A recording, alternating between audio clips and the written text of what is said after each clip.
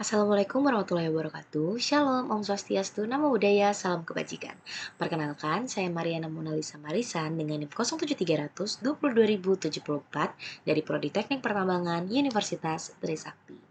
Jadi kali ini untuk memenuhi nilai tugas mekanika batuan saya akan membuat presentasi mengenai tegangan in situ. Mari kita bahas bersama-sama. Pertama, pemahaman tentang tegangan in situ. Tegangan in situ biasa didefinisikan sebagai tegangan yang merujuk pada kondisi tegangan yang ada di dalam tanah atau batuan yang ada di lokasi sebenarnya tanpa adanya pengaruh dari struktur atau pembebanan tambahan dari luar. Pemahaman tentang tegangan in situ ini meliputi dua konsep utama, yaitu tegangan natural dan tegangan terinduksi. Untuk tegangan natural merupakan tegangan yang ada secara alami dalam tanah atau batuan yang bisa disebabkan oleh proses-proses geologi seperti sedimentasi, tektonika lempeng, atau pengendapan material.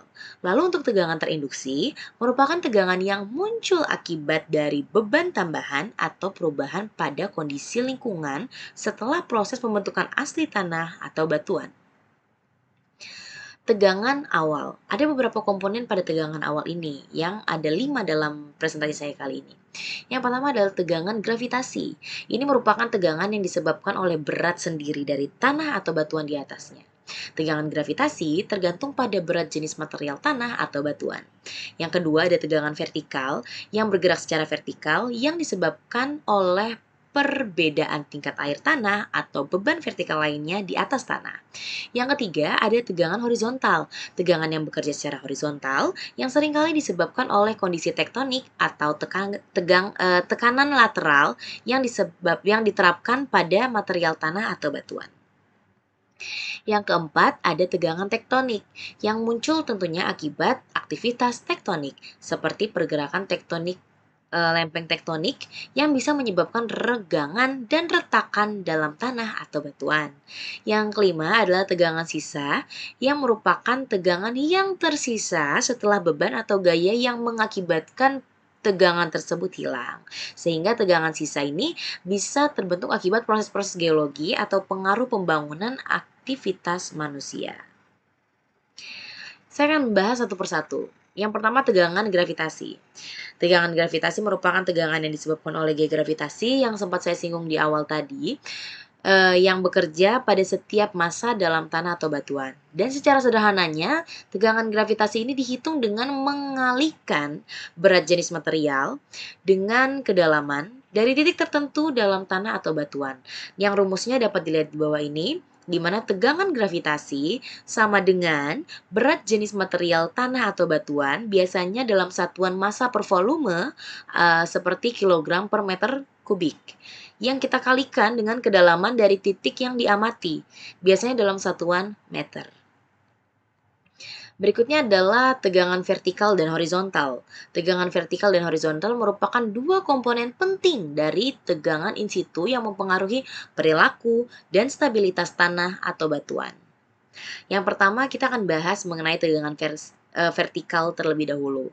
Untuk penjelasannya, tegangan vertikal merupakan tegangan yang bekerja secara vertikal yang dapat disebabkan oleh berbagai faktor seperti beban struktural, kemudian perbedaan tingkat air tanah atau perubahan dalam massa tanah yang sudah sempat saya singgung juga di awal tadi. Untuk pengaruhnya apa? Pengaruhnya adalah tegangan vertikal ini sangat mempengaruhi kestabilan fondasi dan daya dukung tanah terhadap beban vertikal yang diterapkan. Perubahan tegangan vertikal dapat mengakibatkan penurunan atau perubahan tanah yang signifikan. Untuk tegangan horizontal merupakan tegangan yang bekerja secara horizontal dan bekerja secara lateral yang seringkali disebabkan oleh tekanan lateral atau gaya-gaya tektonik yang bekerja pada tanah atau batuan. Pengaruhnya apa? Tegangan horizontal ini dapat mempengaruhi deformasi atau bahkan retakan pada tanah atau batuan. Distribusi tegangan horizontal dapat bervariasi tergantung pada sifat-sifat geologi dan struktural dari lokasi yang diamati. Biasanya untuk distribusi dalam tanah itu dia bisa berpengaruh terhadap perubahan dan kedalaman. Jadi kalau untuk tegangan vertikal dan horizontal ini umumnya berubah seiring dengan kedalaman. Distribusi tegangan ini penting untuk dipahami dan dianalisis kestabilan tanah atau dalam perencanaan struktur bawah tanah. Kalau untuk pengaruh geologinya, biasanya sifat-sifat geologi dan komposisi tanah atau batuan juga mempengaruhi bagaimana tegangan vertikal dan horizontal ini didistribusikan di dalam tanah. Berikutnya ada tegangan tektonik. Tegangan tektonik adalah tegangan yang disebabkan oleh pergerakan lempeng tektonik atau aktivitas geologi lainnya. Hal ini memiliki dampak signifikan terhadap stabilitas tanah dan perilaku geoteknik secara umum. Dampaknya terhadap stabilitas tanah biasanya dia menyebabkan ketika tegangan tektonik ini terbentuk ya saat lempeng tektonik bergerak satu sama lain yang bisa menyebabkan geseran dan juga regangan di dalam tanah atau batuan. Konsekuensinya ya tentu saja akan berdampak pada lipatan, kemudian patahan dan retakan yang mempengaruhi integritas dari struktural tanah atau batuan. Ini dapat mengakibatkan penurunan stabilitas lereng, kemudian perubahan dalam karakteristik hidrogeologi dan bahkan menghasilkan zona-zona dengan tingkat resiko gempa yang tinggi. Lalu untuk tegangan sisa ini merujuk pada tegangan yang tersisa setelah beban atau gaya yang menyebabkan tegangan tersebut dihilangkan. Ini dapat disebabkan oleh proses geologi atau pengaruh aktivitas manusia. Penyebabnya, tegangan sisa dapat berasal dari proses-proses seperti penarikan glacier di masa lalu pemadatan material di bawah beban berat, atau perubahan dalam kondisi tanah akibat aktivitas manusia seperti penggalian atau pembangunan. Konsekuensinya, tegangan sisa ini dapat menyebabkan deformasi yang lambat namun signifikan dalam tanah atau batuan. Ini bisa berpengaruh pada perencanaan fondasi dan struktur bawah tanah, serta menambah risiko geoteknik di area yang terpengaruh. Untuk pengaruh aktivitas penggalian. Aktivitas penggalian ini memiliki dampak signifikan terhadap redistribusi tegangan in situ di dalam tanah atau batuan. Pada slide ini kita akan membahas mengenai proses redistribusi tegangan serta contoh dampaknya pada kondisi tanah. Proses redistribusi tegangan. Pertama kita akan membahas mengenai penyebabnya terlebih dahulu. Aktivitas penggalian seperti penggalian tanah untuk konstruksi, bangunan, dan infrastruktur, kemudian untuk tambang juga, atau bahkan proyek-proyek pertanian ini juga dapat mengubah distribusi tegangan in situ yang stabil sebelumnya. Lalu efeknya, penggalian yang tadi itu dapat mengurangi tegangan vertikal secara lokal di sekitar area penggalian.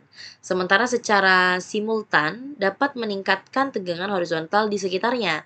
Proses ini dapat menyebabkan penurunan stabilitas lereng, terutama jika tanah yang digali memiliki kemiringan yang signifikan. Contoh dampak pada kondisi tanah. Yang pertama, ada penurunan kedalaman air tanah. Penggalian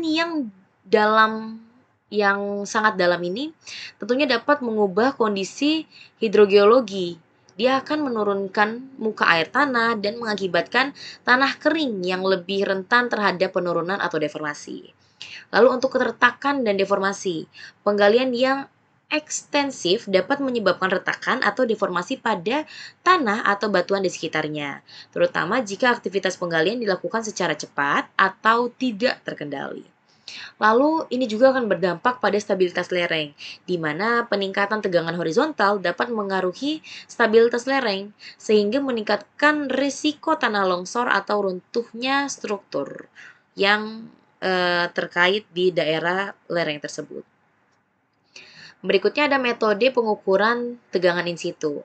Pengukuran tegangan in situ dilakukan dengan berbagai metode, tergantung pada tujuan dan juga kondisi lapangan yang dihadapi. Beberapa metode ini biasanya merupakan metode-metode umum yang akan saya bahas. Yang pertama ada strain gauge, ini merupakan salah satu contoh pengukuran tegangan in situ yang menggunakan yang mengukur deformasi tanah atau batuan yang kemudian dikonversi menjadi tegangan. Kemudian ada piezometer, ini digunakan untuk mengukur tekanan air tanah dan mengindikasikan tegangan lateral yang dapat dihasilkan oleh tekanan air tanah. Berikutnya yang ketiga ada metode geofisika, seperti metode seismik refleksi, lalu ada juga seperti elektromagnetik atau pengukuran resistivitas yang memberikan informasi tentang sifat-sifat tanah atau batuan dan potensi tegangan di dalamnya. Lalu ada inclinometer, itu mengukur perubahan kemiringan tanah atau batuan yang dapat memberikan indikasi tegangan horizontal. Lalu yang kelima ada pneumatic pressure cal. Ini digunakan untuk mengukur tegangan lateral atau vertikal di dalam tanah dengan prinsip tekanan udara yang berubah sesuai dengan perubahan tegangan. Lalu yang keenam ada pengukuran tekanan hidrostatik. Ini mengukur tekanan air tanah atau tekanan hidrostatik untuk memahami kondisi tegangan di dalam tanah atau batuan. Yang terakhir ada pengukuran deformasi. Ini menggunakan alat-alat seperti extensometer atau inclinometer untuk memantau deformasi atau perubahan posisi tanah atau batuan yang mengindikasikan tegangan in situ.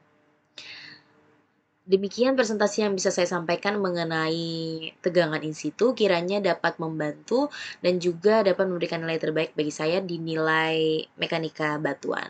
Akhir kata saya ucapkan wabillahi taufiq wal hidayah. Wassalamualaikum warahmatullahi wabarakatuh. Terima kasih.